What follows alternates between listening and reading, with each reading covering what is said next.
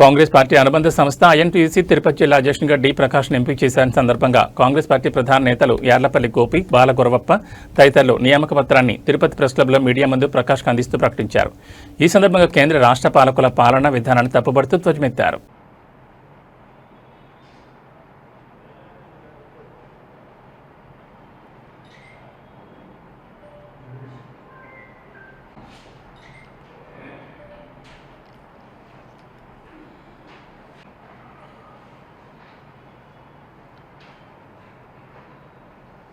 అధ్యక్షులు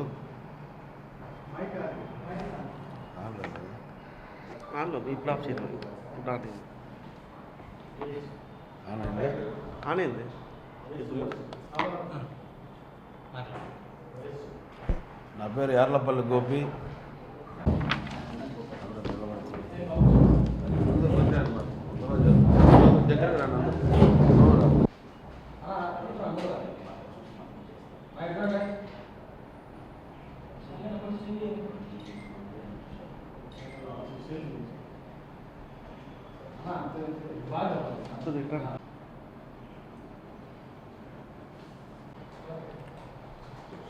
కుమారు కాంగ్రెస్ పార్టీ నాయకులు, Balaguravaiah Congress party senior నాయకులు, Yarlagadda Gopi Congress party OBC national coordinator, అదేవిధంగా నూతనంగా ఈరోజు ఐఎన్టీయూసీ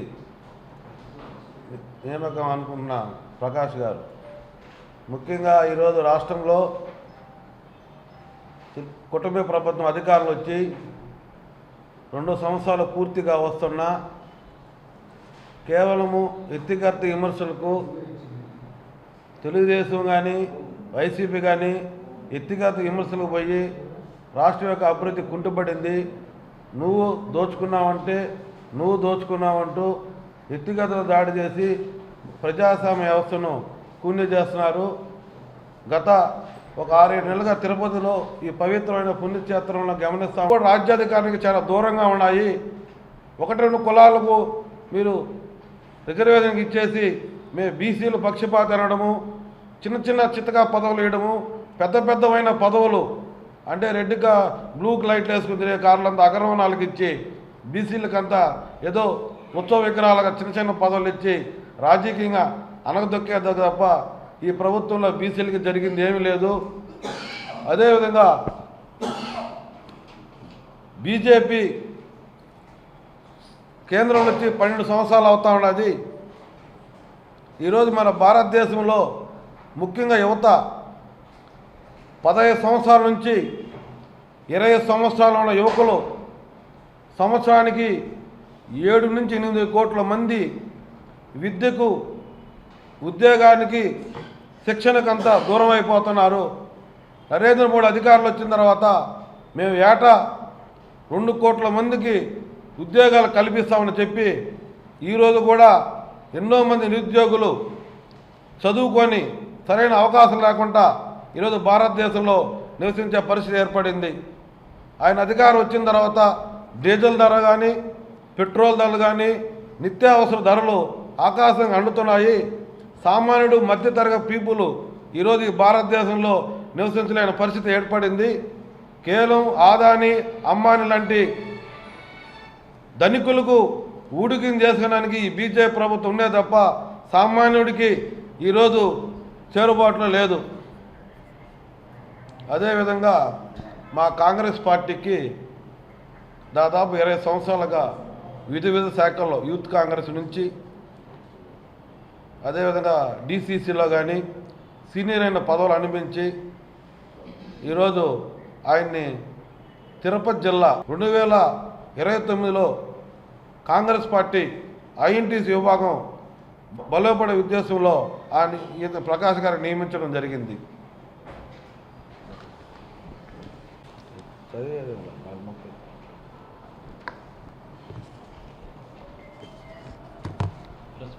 మిత్రులందరికీ నా హృదయపూర్వక నమస్కారం.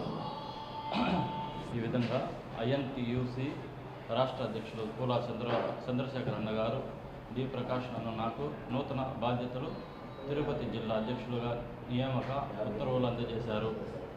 ఈ కార్యక్రమంలో ఎర్లపల్లి గోపి తదితర ఐఎన్టీయూసీ కార్మిక ప్రతినిధులు మరియు కార్యకర్తలు పాల్గొన్నారు.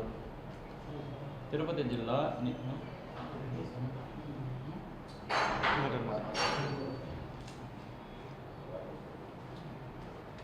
జిల్లా నియోజకవర్గం మండల స్థాయిలో సంస్థ నిర్మాణాన్ని పటిష్టం చేసి వివిధ రంగాలలో పనిచేస్తున్న కార్మికులను ఐఎన్టీయూసీతో అనుసంధానం చేస్తానని తెలుపుతున్నాను.